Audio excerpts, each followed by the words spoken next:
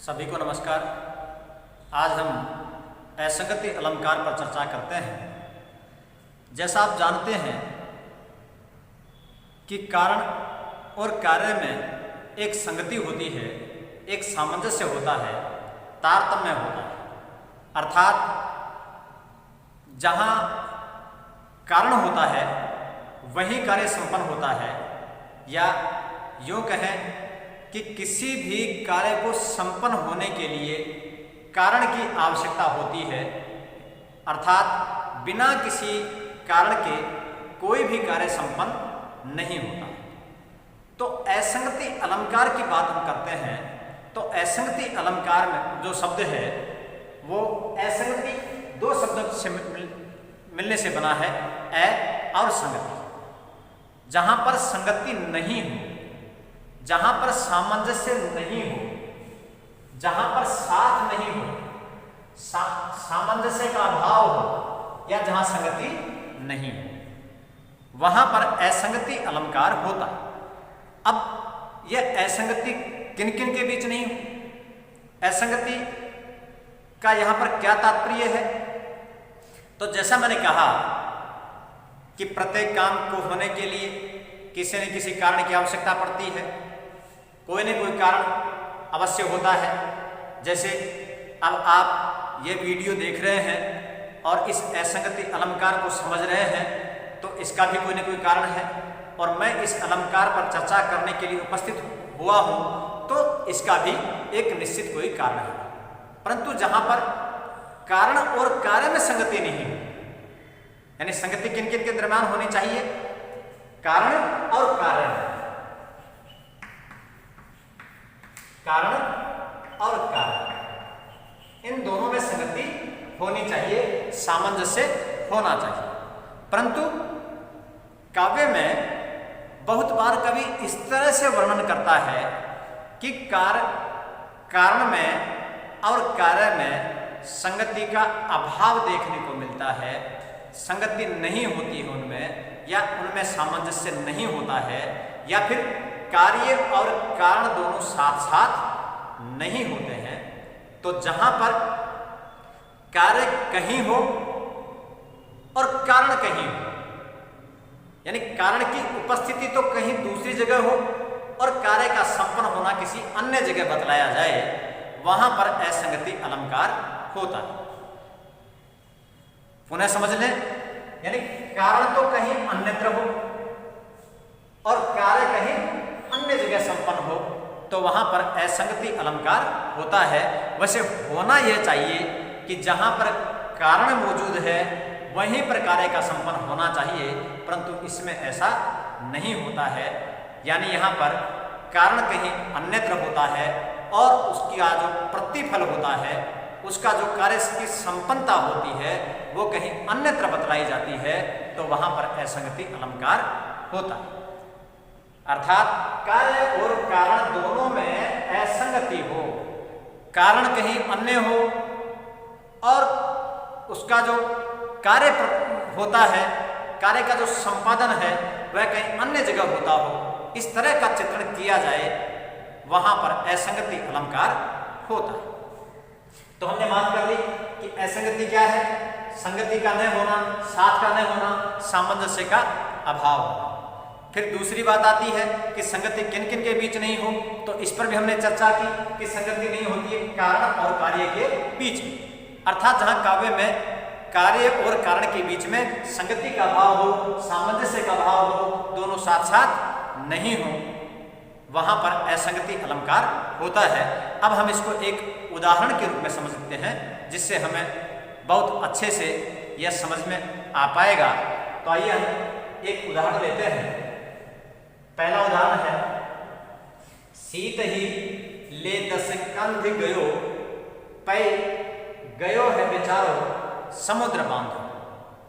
सीत ही ले 10 कंध गयो, सीता को लेकर के 10 कंधे वाला कौन? रावण। सीता को लेकर कौन गया? रावण।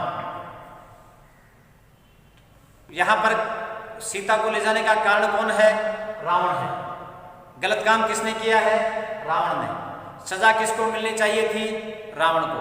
परंतु यहाँ पर गयो है बेचारो समुद्र बांधो, परंतु बांधा किसको जाता है? समुद्र को। यहाँ पर कारण कोई है और उसका जो प्रतिफल होता है वो कहीं अन्यत्र होता है। यानी कारण कहीं है और इसके जो कार्य का जो संपादन है, जिसका प्रतिफलन है, वो कहीं और कहीं होता है।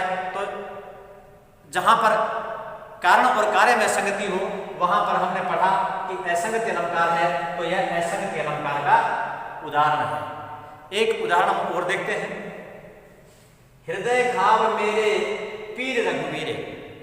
हृदय घाव मेरे, लक्ष्मण कहते हैं कि हृदय में घाव तो मेरे है, परंतु पीड़ा किसके है?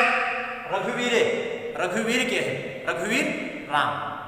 हृदय में घाव तो मेरे है, तो जहां पर घाव हो, सामान्यतः है जहां पर घाव हो वहीं पर पीड़ा होनी चाहिए, यह बात आप भी जानते हैं। परंतु हो ऐसा नहीं रहा है। पीड़ा तो कहां है? मेरे हृदय में है, और सॉरी, घाव तो कहां है? मेरे हृदय में है, और पीड़ा कहां हो रही है? रघुवीर के हृदय में। परंतु यहां पर ध्यान देने की बात यह भी है कि इसमें विरोध लगता है, परंतु यहां पर विरोध नहीं है। यानी चित्रण इस तरह से है जहां पर अतिशय प्रेम हो, अतिशय जहां पर वात्सल्य होता है, जहां प्यार होता है, वहां पर इस तरह से होता है कि चोट किसी को लगती है और दर्द किसी अन्य को होता है। वो भी एक जो मूवी है उसकी भी गाने के बोल हैं, वो भी आपने सुने होंगे। आंख मेरे यार की दुखे, मेरे आंखों में आ गई लाली। यानी कारण कहाँ है और उसका जो कार्य संपादन हो रहा है वो कहीं अन्यत्र हो रहा है, तो वहां पर भी असंगति अलंकार है। तो इस दोहे में हम इस पद में हम देखते हैं, हृदय घाव मेरे पीर रघुवीर। हृदय में घाव तो मेरे है और पीड़ा रघुवीर के हृदय में है। इसी प्रकार से हम एक उदाहरण और देखते हैं। दृग उर्झत टूटत कुटुंब, जुरत चतुर चित्त प्रीति, परत गांठ दुर्जन हिये, दई नई यह रीति।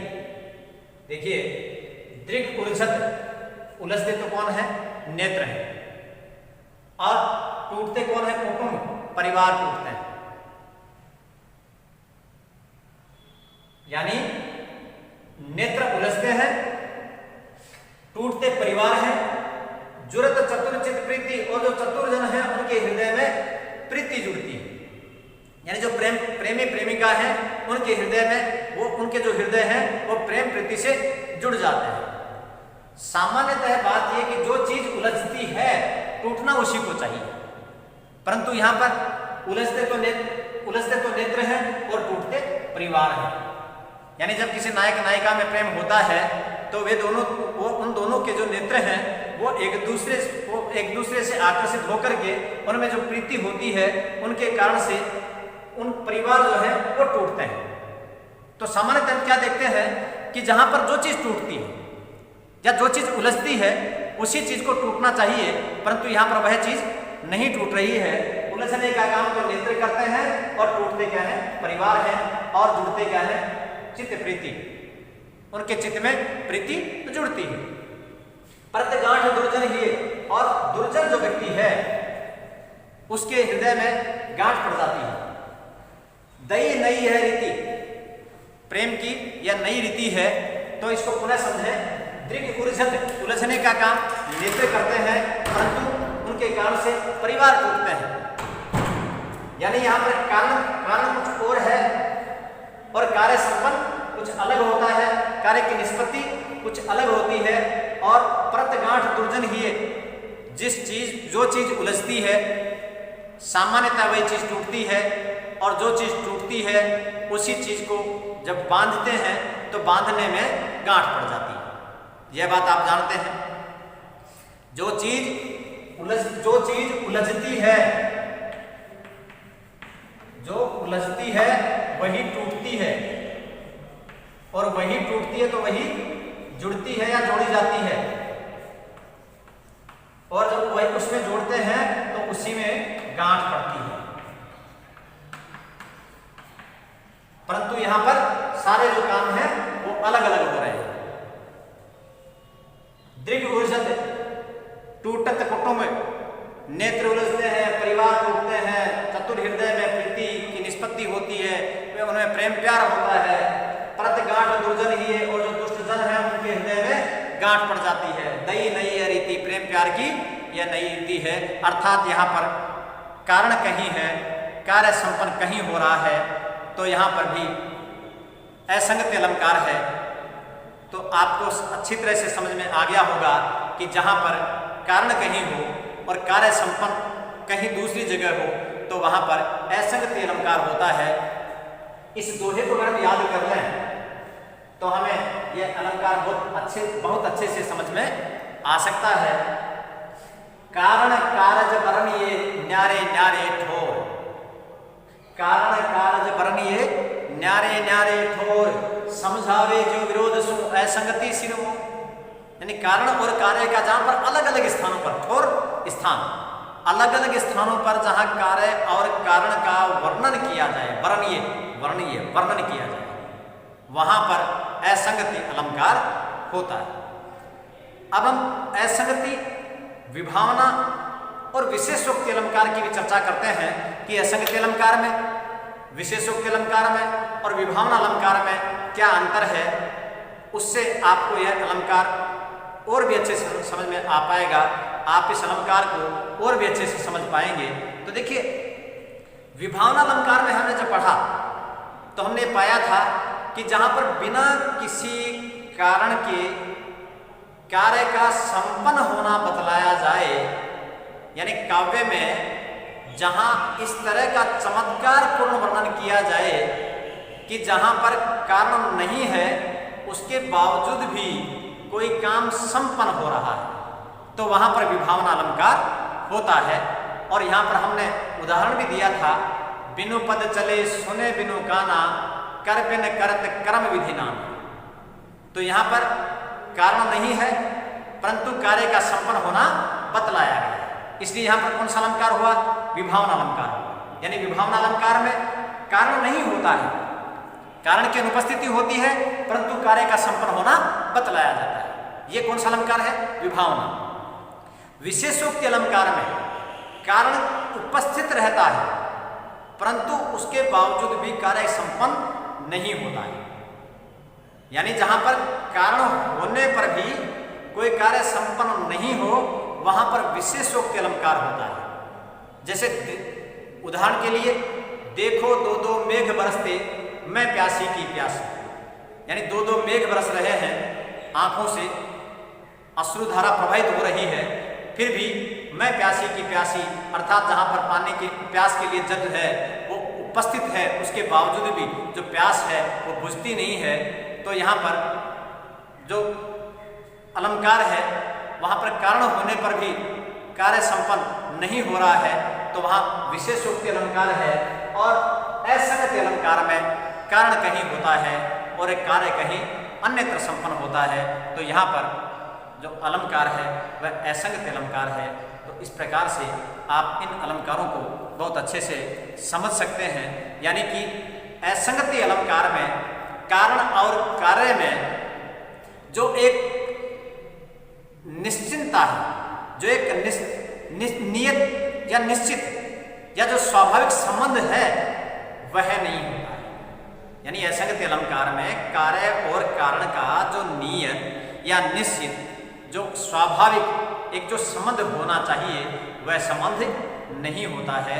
इस प्रकार से जहाँ कारण कहीं हो और कार्य की निष्पत्ति कहीं अन्य जगह हो, कारण और कार्य में संगति नहीं हो, साथ नहीं हो, दोनों साथ साथ नहीं हो, दोनों में सामंजस्य नहीं हो, वहाँ पर असंगति अलंकार होता है। मैं उम्मीद करता हूँ आपको असंगति अलंकार बहुत अच्छे से समझ में आया होगा। आपने मुझे सुना, इसके लिए आपका धन्यवाद और पुनः थैंक यू।